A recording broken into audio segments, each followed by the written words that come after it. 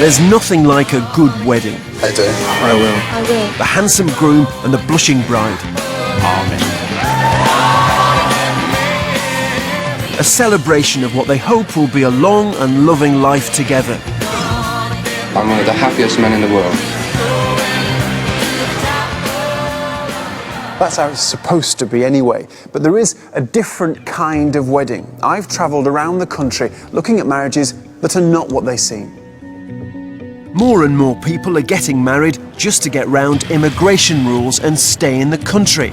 The number of reported sham weddings has almost trebled in the last 3 years. And the situation is about to get worse as legislation designed to prevent bogus marriages is scrapped with nothing planned to replace it. So we've been investigating the fake wedding business. I go undercover as a wedding TV reporter to film a suspect wedding. Well, can I grab a quick word with the groom? No. We find a supply of fake brides. How much money does he must to pay? 10,000 euros. We meet the victims of the crime that surrounds sham marriage. And we show how the Church of England has been targeted by bogus wedding gangs. People trafficking, drugs, money laundering, serious criminality. There's going to be a lot of money for this woman here to pretend to be married. There are no fairy tale endings in fake weddings.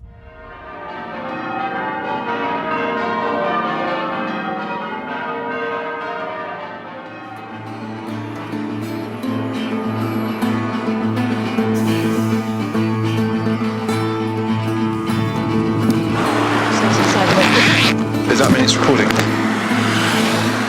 Our investigation starts at a registry office in northwest London. We've been told that someone's special day might not be very special at all. I'm at Brent Town Hall and I'm all dressed up like this because we think a sham marriage is about to take place. In about half an hour, we reckon, in this building, 2 people are planning to get married who barely know each other. So let's see just how romantic their big day turns out to be. I'm going to pose as a reporter for the fictitious Marry Me TV wedding channel. And we've been given access by Brent Registry Office to film what could be a sham wedding.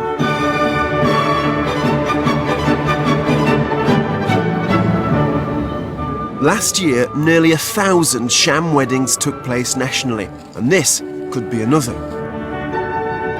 We're expecting a 46-year-old Spanish bride called Maria and a 29-year-old groom from Pakistan called Ali. We don't know whether they're actually going to turn up today because there's so much potentially at stake for them.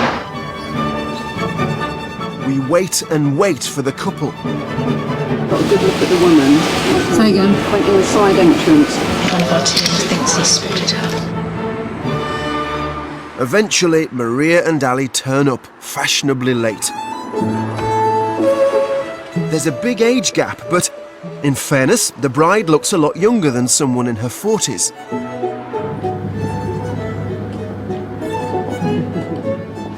Using my cover story of Marry Me Wedding Channel's chief reporter, I try to find out more about the couple. Just to give us a few words. No, thanks. Are you excited? Are you emotional? No. You're not emotional on today like today? No. Well, can I grab a quick word with the groom? No. Just a quick word. We've done Brent all day. Can I ask you a quick question, sir? No. How do you feel? You feel good? Yeah, of course. You feel good? Are you excited? Yeah, but she's got you. Okay. On first appearances, the wedding seems like any other. Ali and Maria have been joined by friends. They're a romantic couple, are they? Yeah. And how well do you know the bride? Is she? Bride is just nice. Yeah, what's she like? Describe her to us. Where did he meet his bride then? I didn't ask these things to him. Why? I was at work. He just called me that that's my wedding today. So. Oh, so you'd not mentioned it before? No. We've got Maria Phyllis. Yeah, would you like to come through with me for a minute? But the Brent registrar has suspicions about the couple, and the bride is taken for a meeting. The registrar wants to check Maria's details. If she's not satisfied, she can postpone the wedding. And the more I talk to the wedding party, the more dodgy this marriage seems. So when did you? When she will come, then we go. When did you meet her? How long have you known her? Long. This one. You are not joining in with the romance of the day, you two. In fact, no one seems to know anything about the bride. Tell us where they met. Don't know. You don't know? How long have they known each other? How long have they known each other? Nothing. Are you a bit nervous? Are you a bit nervous? No. You're not nervous? I was nervous on my wedding day. Wedding day. Maria has no family or friends here. She did, however, turn up with a load of utility bills. Not what you'd expect a bride to take to her big day. But they seem to prove she lives with the groom. She had a lot of documentation to say that she was living at her address. She'd bought a gas bill and electricity bill that was based from January 2011. She'd also got a BT bill with her, with both their names on there. With Maria's details apparently confirmed, the registrar is now powerless to stop the wedding. Can I have the bride and groom, please? Oh, it's a big moment. So Ali and Maria get their special day, and Marry Me TV gets exclusive access. We're here today to celebrate marriage of Gazanfa Ali and Maria Herrera Chavez. If you know of any legal reason why these two people cannot be married here today, you must speak now. You both happy? Yes. Well, would you all please stand? Gazanfa, would you like to place a ring on your bride's finger? Take you, Maria, Take you, Maria, to be my lawful wedded wife. Wife. yeah. Thank you. I'm Maria. Take you, Gazanfa, Take you, Gazanfa, to be my my lawful wedded husband. wedded husband. Gazanfa, would you like to kiss your wife? Yeah. Or give her a hug at least? Well done. Okay, if you're allowed to take your seats, please, except for you two. With the mere formality of a couple of signatures, it's congratulations to Mr. and Mrs. Ali. Good luck in your married life from all that marry me. Thank you. Can you leave us now? Okay, yeah. Yeah, please. Thank you. Congratulations. Have a nice day. Yeah? I won't convince them. They certainly didn't know much about each other and were uncomfortable talking about it. You know, the guests, they like had just been kind of whipped up to come in the last couple of days. They got married, they are now man and wife, but everything that I saw and everything that I felt when I was with them felt like two strangers walking into a room and then coming out as man and wife. So, after less than an hour at the registry office and a few limited checks, Ali and Maria are now husband and wife. And Ali's got a bit more than just a wife. By marrying an EU citizen, he now has the right to stay in the country for at least 5 years. The registrar is not convinced by what she's seen. If you were a betting woman, was that a real marriage or a sham marriage? Looking at the documentation and the detail and the couple and the interaction between them, it looked pretty suspicious. But for us, because we're only seeing a snapshot of that couple, it's very hard for us to say, well, this is totally a sham marriage, because we don't know what's gone on in the background. So it's up to the Home Office really to investigate those marriages. The registrar says she'll report her suspicions about the marriage to the Home Office's border agency. But having been there and seen how unlikely a couple they are, I want to see what their married life will be like. We tried to track the wedding party. Okay, yeah, no, we've still got them. It's a black Lexus. Right, we're on the full circ. Oh God, right, are they? But in rush hour traffic, we lose track of them. We seem to have lost them. We lost them. We don't know where they've gone. And our investigation into Maria and Ali takes a setback. The fact is, we need to know more about our newlyweds. Our job is to find out what kind of husband and wife Ali and Maria really are.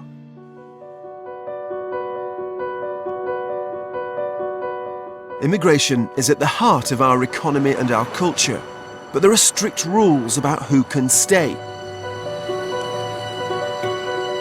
One way to beat immigration controls is to get married. Marry anyone, even a complete stranger, with a British or European Union passport, and you get to stay. In the last 3 years, the number of reported sham weddings has almost trebled. At least 900 couples who've tried to exploit the system.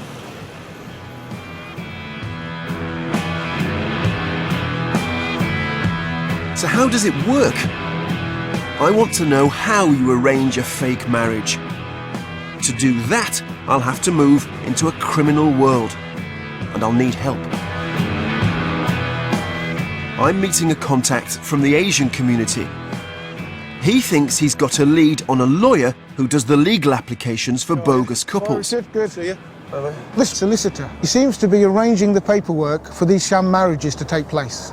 So we need to get a meeting. Yeah, Get a scenario where somebody's visa's running out. that's right. And they're desperate to stay in this country. Guri is going to pose as my nephew, and we're going to say that his visa's running out. What can you do to enable him to stay in the UK? Yeah, that is the key thing, isn't it? We need to find out if you want to cheat the system and stay in this country. We want to know what he's prepared to do to help. That's right. Stay in touch. Okay. Look, Gary. All right, mate, let's go.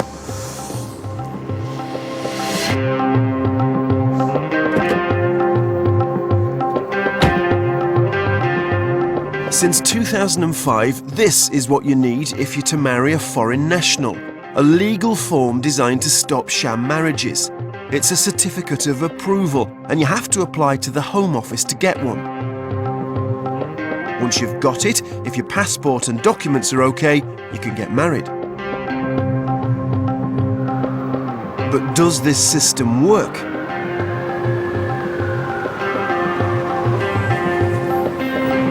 This is the office of Nazakat Ali, an immigration lawyer whose East London firm has been in business since 2004. He specialises in marriage applications.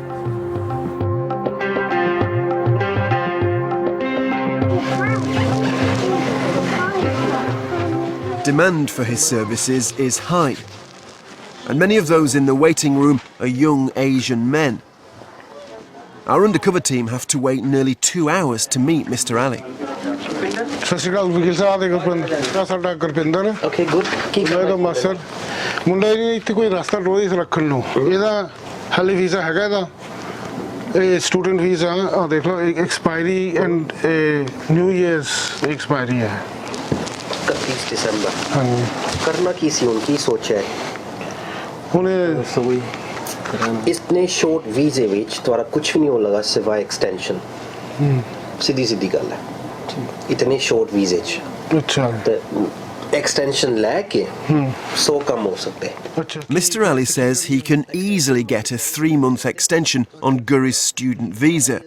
But we want to know what can he do to help Guri stay longer. तो अगर तुम्हारे को 3 महीने का visa हैगा तो तुसी इजाजत लै सकते हो शादी दी इजाजत लै के तुसी स्टे लै सकते हो ते इस दे च है कि तुसी ब्रिटिश लड़की नाल भी करोगे तो तुहानू 2 साल दी स्टे लगेगी अगर यूरोपियन नाल करोगे तो तुहानू 5 इयर्स दी स्टे लगेगी. अच्छा फिर सारे कोई लड़कियां वर्कियां नहीं है पहले दसते हैं लड़की तुसी लैके आइयो असि तुहानू वीजा लवा के देते सा. अच्छा जे असी छोकरी लेके आइए फिर छोकरी ले आ मुंडा तो जवान है सोना है नो प्रॉब्लम तू लेके आज को पॉलिश बेशुमार लड़की होगी लेके आज जनवरी पहली वीक बैठ के ठक करके लगा दे कम पक्का 100% ਤੁਸੀਂ ਇਦਾਂ ਦੇ ਕੀਤੇ ਹਨ ਅੱਗੇ पूरा दिन ही करते हैं जी पूरा दिन उन तो बाल भी चिट्टे हो गए ने ਨੇ ਫਿਰ ਕਦੋਂ ਬਣਾਈ ਅਪਾਇੰਟਮੈਂਟ मैं रेडी हूं ਤੁਸੀਂ ਨੈਕਸਟ ਵੀਕ ਹੀ ਲੈ ਲਿਓ ਕਿ ਤੁਸੀਂ ਨਾਲ ਆਪਣੀ ਬੁੱਢੀ ਲੈ ਆਓ ਤੇ ਮੈਂ ਕਰ ਦਸਾਂ. Thank you done thank you ਜੀ ਹਾਂ ਅਸੀਂ ਥੈਂਕ ਯੂ ਜੀ ਓਕੇ ਜੀ bye bye.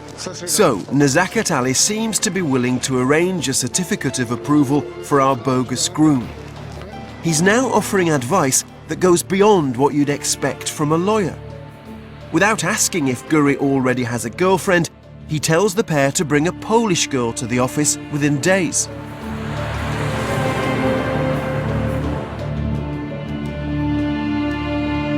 So I meet with our contact to think about how we get the girl. What we need to do now is to find a woman who the groom just doesn't know. Exactly, yeah. Go and meet them again. Yeah. And test whether he's prepared to break the law. Exactly. Okay. So we'll book another appointment with him. Okay. Find a bride. Find a bride. So, who are the people who do this? Marry a stranger to help them stay in the country illegally? Well, it might just be about approaching someone who has the right passport.